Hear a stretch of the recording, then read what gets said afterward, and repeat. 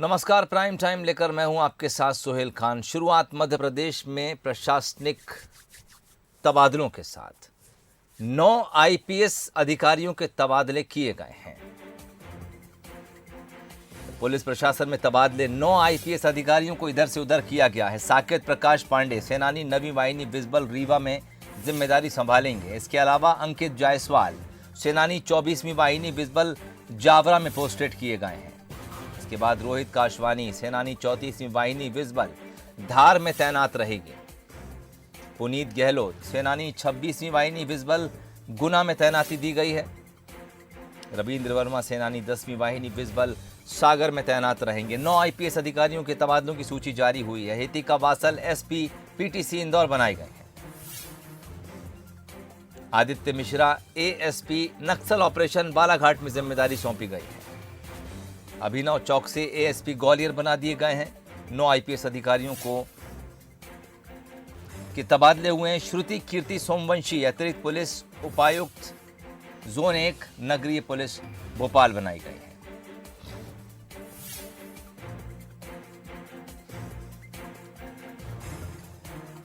तबादला आदेश जारी कर दिया गया। 9 आईपीएस अधिकारियों के नाम इसमें शामिल हैं।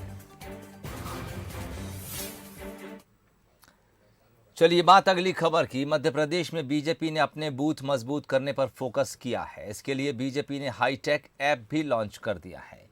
ये ऐप बूथ विस्तारक योजना के डिजिटल इंफॉर्मेशन के लिए बनाया गया है। आपको बता दें कि बूथ विस्तारक का 10 दिनों तक ट्रेनिंग सेशन है, जिसमें हर विस्तारक को 100 दिन की ट्रेनिंग मिलेगी। इसके लिए मीडिया और सोशल मीडिया पर पाठशाला लगाई जाएगी। इसको लेकर बीजेपी प्रदेश प्रभारी मुरलीधर राव की प्रवक्ताओं के साथ एक बैठक हुई। बैठक में कुशाभाऊ ठाकरे जन्म शताब्दी वर्ष को सार्थक करने पर भी बातचीत की गई। सीखने की जो चीजें हैं उसकी गुंजाइश सदैव रहती, तो आप भी सीखें और फिर आप सिखाएं भी, क्योंकि अभियान बहुत बड़ा अभियान है हमारा। संगठन वर्ष में हर बूथ तक हम पहुंच रहे हैं और बूथ के कार्यकर्ताओं से हम संवाद संपर्क करेंगे। तो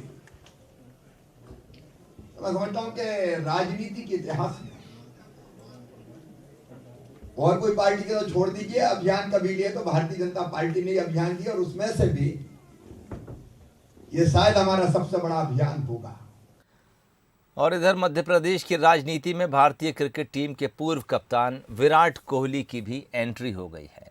दरअसल बीजेपी के प्रदेश प्रभारी मुरलीधर राव ने मुख्यमंत्री शिवराज सिंह चौहान की तुलना विराट कोहली से की है। राव ने कहा कि शिवराज एक दिन लेट कर सकते हैं, लेकिन बूथ विस्तारक बनकर 100 घंटा पूरा करेंगे। विराट कोहली की तरह बैटिंग करेंगे। मुरलीधर राव बूथ विस्तारक के ऐप संगठन को लॉन्च करने पहुंचे थे। कार्यक्रम में मंच पर उनके साथ मुख्यमंत्री शिवराज सिंह चौहान, प्रदेश अध्यक्ष वीडी शर्मा भी मौजूद रहे। लोकतंत्र को और मजबूत करने के लिए राजनीतिक दल व्यवस्था को इतने गहराई तक ले जाने वाला कोई यज्ञ इससे पहले नहीं हुआ है। कल्पना करिए 20,000 विस्तारक और हर विस्तारक 100 घंटा।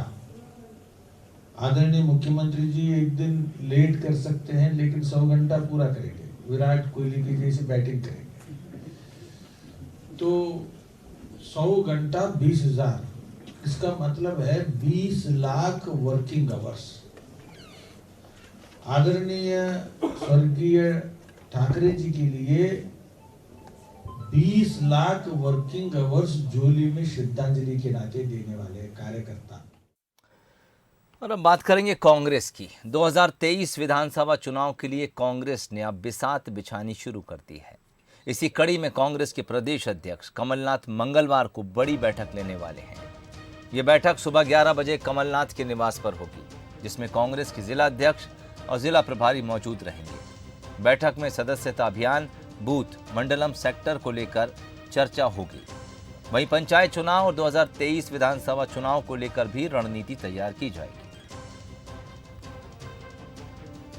कल मध्य प्रदेश कांग्रेस के अध्यक्ष कमलनाथ जी के निवास पे एक महत्वपूर्ण बैठक है जिसमें प्रदेश भर के जिला अध्यक्षों को बुलाया गया है और उन जिलों के प्रभारियों को बुलाया गया है। इसके अंदर यदि बात करें तो जो मंडलम बूथ सेक्टर इकाइयों का काम चल रहा है उसको लेकर चर्चा होगी, जो कांग्रेस का सदस्यता अभियान है उसको लेकर चर्चा होगी, पंचायत चुनाव से लेकर जो आगामी नगरीय निकाय चुनाव है और मिशन 2023 इन सब मुद्दों पर, संगठन से संबंधित विषयों पर, सभी महत्वपूर्ण विषयों पर चर्चा होगी और कमलनाथ जी सभी जिला अध्यक्षों से, प्रभारियों से सीधे संवाद करेंगे, उनके जो काम है उसकी रिपोर्ट लेंगे और जो उनको टारगेट दिया गया था, जो आगामी समय में आंदोलन होना, उसकी रूपरेखा पर चर्चा करेंगे। देखिए, पुनर्गठन का काम चल रहा है, कई जिला अध्यक्ष बदले जा चुके हैं और आगामी समय में भी कई बदले जाना है। पुनर्गठन का काम तेजी में, शीघ्र ही अगले पुनर्गठन के जो भी निर्णय होंगे वो सामने आएंगे।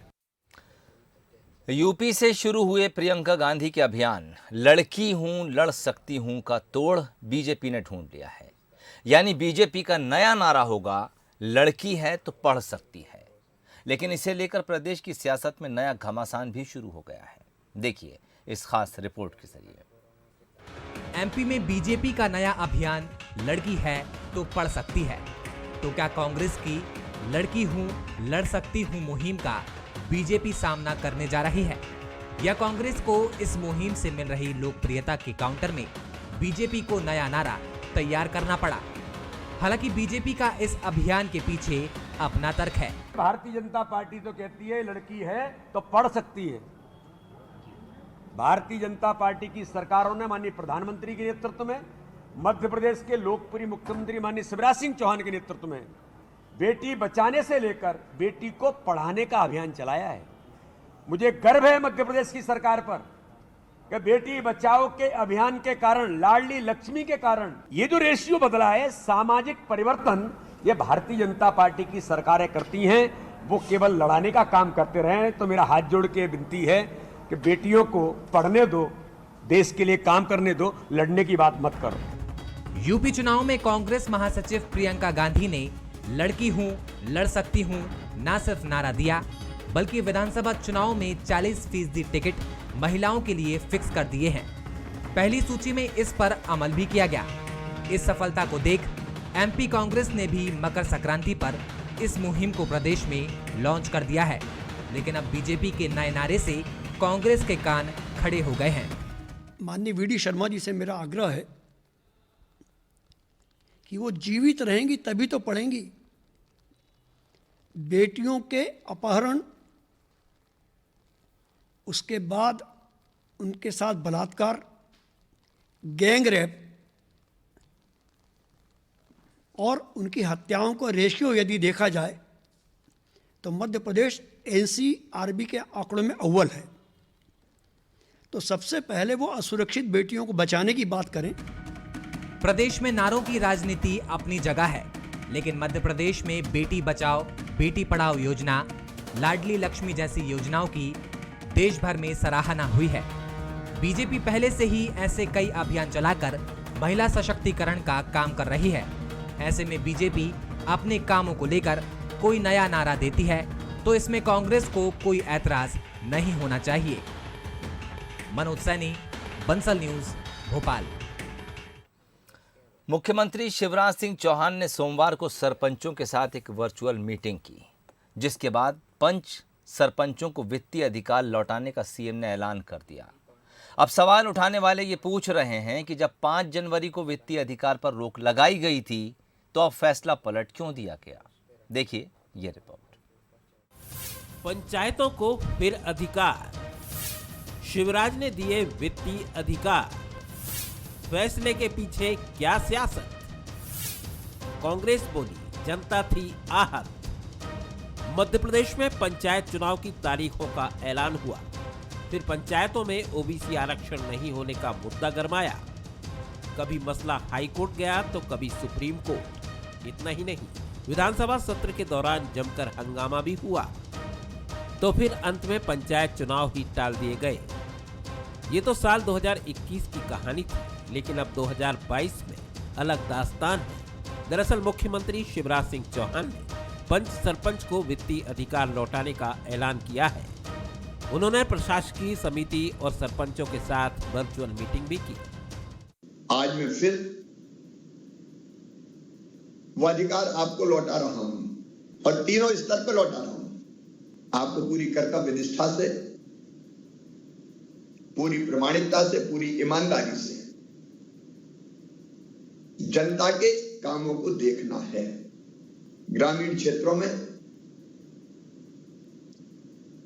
सबको राशन मिले, वो जिम्मेदारी हमने दीनदयाल अंत्योदय समिति को भी सौंपी है, लेकिन आप भी देखें उसमें गड़बड़ नहीं होना चाहिए। 5 जनवरी को वित्तीय अधिकार पर रोक लगाई गई थी, लेकिन 12 दिन बाद फैसला पलट दिया गया। अब ऐसा क्यों किया गया, इस पर भी सियासी बहस गर्मा गई है। इस फैसले को कांग्रेस अपने सियासी चश्मे से देख रही है। कहीं न कहीं सरकार की नीयत में खोट थी और सरकार की गलतियों की वजह से आज मजाक बन के रह गया है। अब एक बार अधिकार देते, एक बार फिर वापस लेते हैं। ये कहीं न कहीं राजनीतिकरण करने का काम कर रहे हैं, या तो इनको समझ में नहीं आता है कि ये जो कर रहे हैं क्या सही है क्या गलत है। दबाव में, मजबूरी में इन्होंने ये निर्णय लिया है और देर से आए दुरुस्त आए, पर ये अब फिर से वापस नहीं लेना चाहिए जब तक चुनाव संपन्न नहीं हो। जानकारों की माने तो कोरोना की तीसरी लहर एक चुनौती बनकर आई है। ऐसे में अगर पंचायतों को अधिकार देकर जवाबदेह नहीं बनाया गया तो मुश्किल बढ़ सकती है। वैसे इसका एक सियासी पहलू भी है, जो हाल के पंचायत चुनाव ओबीसी आरक्षण से जुड़ा है। चूंकि अधिकांश पंच सरपंच बीजेपी के हैं, तो उन्हें दुखी रखना लंबे समय तक ठीक नहीं है। फिर भी वित्तीय अधिकार देने से अनुकूलता का वातावरण बनने की उम्मीद है। अब इससे चुनाव में क्या फर्क पड़ेगा, ये तो वक्त ही बताएगा। Bureau report, Bansal news, Bhopal.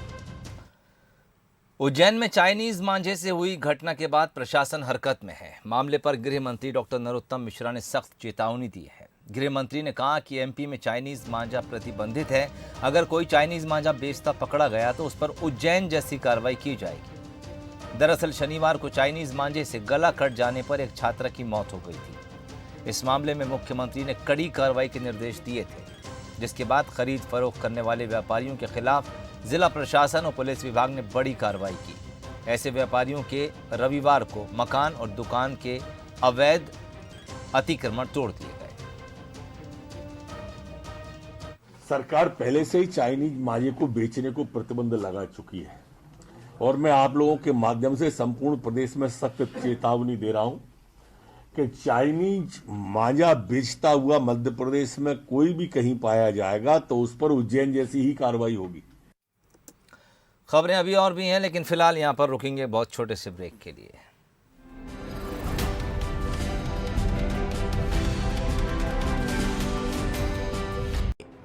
अपनी अपनी विचारधारा से लोगों को जोड़ने की जंग राजनीतिक दलों में बच्चों तक पहुंच गई है। बीजेपी को हर स्तर पर जवाब देने वाली कांग्रेस ने अब संघ की शाखाओं में तैयार हो रहे बाल संघ कार्यकर्ताओं की तरह जवाहर बाल मंच से बच्चों को तैयार करने की तैयारी कर ली है, जिसमें 7 साल से 18 साल तक के बच्चों को पार्टी के रीति नीति से जोड़ा जाएगा। इसके लिए छत्तीसगढ़ में सदस्यता अभियान की शुरुआत की गई है।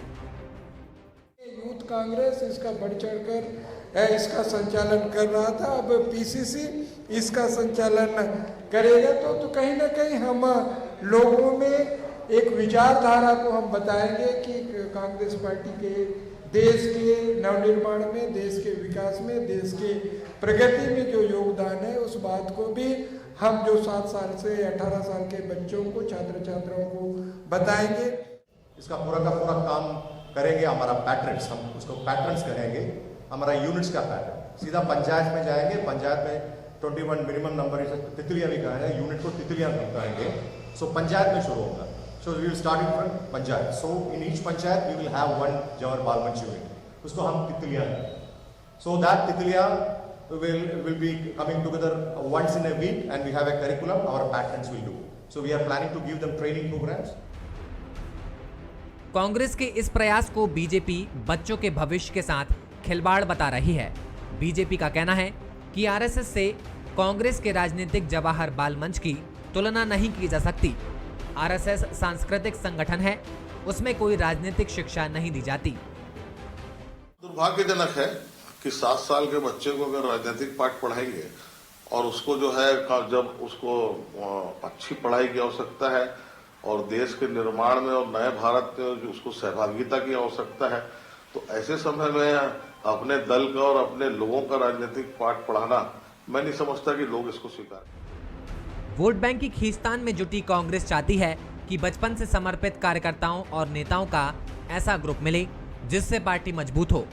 इसलिए आरएसएस की शाखाओं के कार्ड के रूप में कांग्रेस पार्टी ने जवाहर बाल मंच मैदान में उतारा है। मोहन तिवारी, बंसल न्यूज, रायपुर। कहते हैं मूछें आन बान और शान की निशानी होती हैं, मूछें नहीं तो कुछ भी नहीं।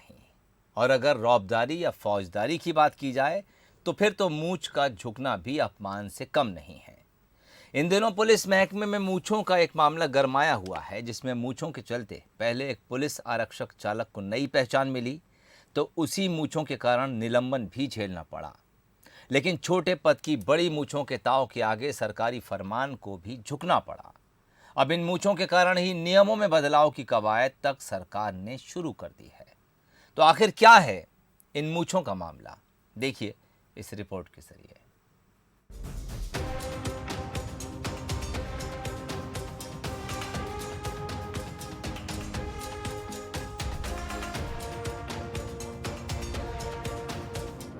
रौबदार और लच्छेदार मूछों के साथ दिखाई दे रहे ये पुलिस आरक्षक राकेश राणा हैं। राकेश राणा साल 2007 से पुलिस में अपनी सेवाएं दे रहे हैं। राकेश बताते हैं जहां भी वे सर्विस में रहे उनकी मूछों ने ही उन्हें अलग पहचान, मान और सम्मान दिलाया। लेकिन बीते दिनों उनकी मूछें ही पुलिस अधिकारियों को समस्या लगने लगी और फिर निलंबन का बेतुका फरमान जारी किया गया। फोर्स सर्विस में मूछों के निलंबन के आदेश ने ऐसा जोर पकड़ा कि देखते ही देखते राकेश राणा की मूछें सुर्खियों में बन गई। लिहाजा आनन फानन में आदेश भी वापस लेना पड़ा। उससे मुझे बहुत बड़ा धक्का लगा था, बहुत फील हुआ मुझे कि इस टाइप का आदेश मेरे खिलाफ इतनी सख्ताई से नौकरी करने के बाद भी जो एक गलत डिसीजन था, इसलिए उसके खिलाफ मुझे बोलना ही पड़ा। डिसीजन जो हुआ मेरे पक्ष में हुआ और मैं सभी को धन्यवाद देता हूँ। बंसल न्यूज से बातचीत के दौरान पुलिस आरक्षक राकेश की मूछों का रौब भी दिखाई दिया। दरअसल जब निलंबन का फरमान जारी किया गया था तब राकेश ने दो टूक शब्दों में साफ कहा था कि सर्विस रहे ना रहे लेकिन मूछें तो रहेंगी। महाराणा प्रताप और भारतीय वायुसेना के ग्रुप कैप्टन अभिनंदन के जैसी मूछें रखने वाले राकेश राणा राजपूत हैं, जो राजस्थान के जोधपुर के रहने वाले हैं। राकेश राणा को कोऑपरेटिव फ्रॉड एवं लोक सेवा गारंटी के एआईजी प्रशांत शर्मा ने सस्पेंड कर दिया था। राकेश कोऑपरेटिव फ्रॉड एवं लोक सेवा गारंटी के डीजी के यहाँ ड्राइवर थे। बड़ी बात तो ये है कि राणा खुद भी नहीं जानते कि आखिर उन्हें सस्पेंड क्यों किया गया था। आपने मूछें रखी है फैशन में, आपको मालूम है पुलिस रेगुलेशन एक्ट के खिलाफ है। मैंने कोई जवाब नहीं दिया, मुझे लगा श्रीमान ने बोला है तो पुलिस डिपार्टमेंट में भी कहा जाता है कि जवान अगर मूछों में है तो एक अलग ही शान रहती है मूछों में, तो मैं शुरू से ही रखा हुआ हूँ। निलंबन का वापस आदेश लेने के लिए आपसे बोला गया मूछें हटाइए, तो क्या हटाएंगे? नहीं सर, मूछें तो नहीं हटाऊंगा सर। पुलिस मुख्यालय के तुगलकी फरमान के बाद तमाम वरिष्ठ अधिकारी इस मामले से बचते नजर आए हैं, लेकिन राणा की बहाली के बाद अब मूछों को लेकर संहिता में नियमों को स्पष्ट करने की भी तैयारी की जा रही है। जो भी नियम होते हैं कहीं अगर स्पष्टता नहीं है तो और ऐसे प्रकरण सामने आते हैं तो वो स्पष्ट किया जाता है रूल्स में। तो ये एक रूटीन प्रक्रिया है जिसमें जो भी नया बदलाव अगर करना है या कोई ऐसा मुद्दा सामने आता है जिसमें आवश्यकता प्रतीत होती है तो वो किया जाता है। राकेश ने नौकरी को नोक पर रख दिया, लेकिन मूछों का ताव आज भी बरकरार है। बेशक सेना में राजपूत रेजिमेंट का सम्मान ही मूछों से माना जाता है, लेकिन इन्हीं मूछों के कारण एक आरक्षक को निलंबन तक की कार्रवाई झेलनी पड़ी। देर दुरुस्ती की बात ही सही, अब मूछों के सम्मान और व्यक्ति के स्वाभिमान के आगे नियम बदले जा रहे हैं। वो कहते हैं ना, मूछों पर ताव रहेगा जरूर, आप कहें तो सर हाजिर है हुजूर। आकर्ष शर्मा, बंसल न्यूज, भोपाल। अक्सर आपने ब्राह्मणों को धोती कुर्ता पहने, माथे पर तिलक लगाए, पूजा पाठ करते देखा होगा। लेकिन अब आप ज़रा इन तस्वीरों को देखिए। यहाँ हाथ में पूजा की थाली की जगह बल्ला है और धोती कुर्ता और तिलकधारी ब्राह्मण खेल के मैदान में मौजूद हैं। क्रिकेट के मैदान में ये अपना हाथ आजमा रहे हैं। इतना ही नहीं, यहाँ पर कमेंटेटर भी संस्कृत में कमेंट्री कर मैच का उत्साह बढ़ा रहे हैं। दरअसल महर्षि वैदिक परिवार ने अंकुर मैदान में संस्कृत क्रिकेट टूर्नामेंट का आयोजन कराया, जिसमें धोती कुर्ता और तिलकधारी ब्राह्मणों ने हिस्सा लिया। आमतौर पर क्रिकेट का मैदान आपको कुछ अलग ही नजर आता है, लेकिन राजधानी भोपाल में पहली बार ऐसा हो हुए हैं। माथे पर तिलक और त्रिपुंड लगाए हुए ये संस्कृत पाठशाला या संस्कृत के वो ज्योतिषाचार्य हैं जो कर्मकांड में माहिर हैं, लेकिन किस तरीके से अपने आप को स्वस्थ रखने, तंदुरुस्त रखने के लिए किस तरीके से यहाँ पर क्रिकेट खेली जा रही है, तो अलग ही एक नज़ारा है। शायद यही वजह है कि इस तरीके का कार्यक्रम जब एक बार काशी बनारस में हुआ था तो प्रधानमंत्री नरेंद्र मोदी ने भी मन की बात में इस बात का जिक्र किया था कि किस तरीके से संस्कृत पढ़ने वाले विधि के ज्ञाता, जो ज्योतिष के ज्ञाता होते हैं, वो क्रिकेट खेल रहे हैं। आयोजक भी हमसे बात करेंगे। संजय तिवारी जी, आज किस तरीके का अनोखा क्रिकेट हो रहा है? धोती कुर्ते में है, त्रिपुंड लगाए हुए हैं, संस्कृत में कमेंट्री हो रही है। देखिए, महर्षि महेश योगी जी के जन्मोत्सव पर हर वर्ष हम लोग ये आयोजन करते हैं और यहाँ पर विशेषता ये रहती है, हमारी जो विशेष नियम जो रहते हैं उसमें सभी कर्मकांडी ब्राह्मण जो है वो क्रिकेट खेलते हैं। हमारा उद्देश्य ये है कि संस्कृत जो है वो वेदों की भाषा है, पुराणों की भाषा है और हम सब वेद पुराणी ब्राह्मण लोग हैं जो आपके घरों में कर्मकांड कराते हैं, कथा कराते हैं, हवन इत्यादि कराते हैं। और हमारी भाषा जो हम लोग समझते हैं वो भी संस्कृत है, देवताओं की भाषा वो भी संस्कृत है। इसलिए संस्कृत को जो है विश्व स्तर पर पहचाने के लिए, क्योंकि आज जो है भारत जो है वो विश्व गुरु बनने की कगार पर है।